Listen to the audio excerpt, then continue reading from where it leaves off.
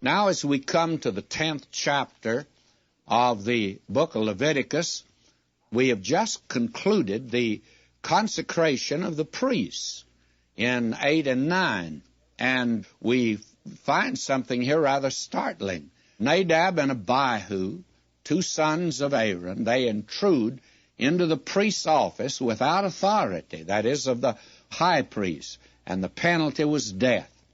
I hope you've noticed that the book of Leviticus is not a book of narrative. Very few incidents are recorded, in fact, only two.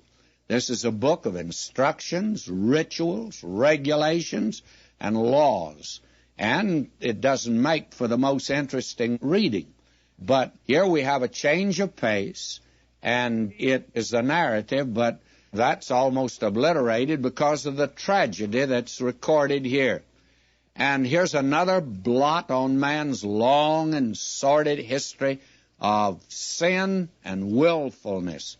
This is the record of the rebellion and disobedience of these two sons of Aaron. And it comes after that glorious day of dedication, and the glory of the Lord was revealed.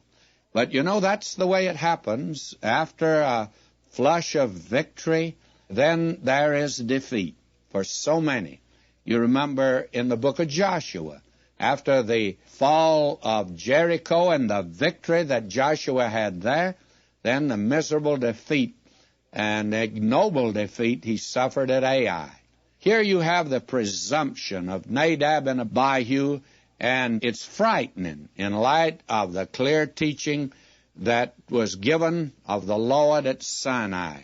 We're told in Exodus 19:22, "And let the priests also which come near to the Lord sanctify themselves, lest the Lord break forth upon them."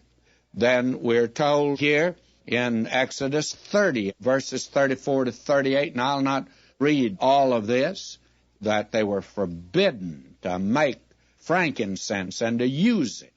And that's exactly what these fellows are doing here. And here we have the holiness of God set forth at the beginning of the age of law. And then somebody says, well, the holiness of God is not set forth then at the beginning of the age of grace. Oh, yes, it is. You remember the story of Ananias and Sapphira? Death was the drastic penalty in both cases. And our God is holy, and He deals with His children on that level. Our God is a consuming fire. And that's something for all of us to learn today.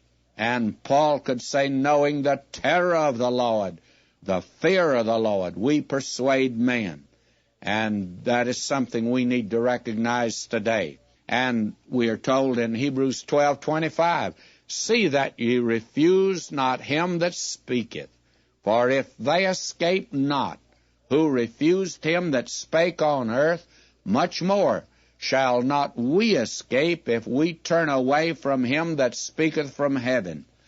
And that is one of the great sins of the hour, of not hearing what God has to say in His Word.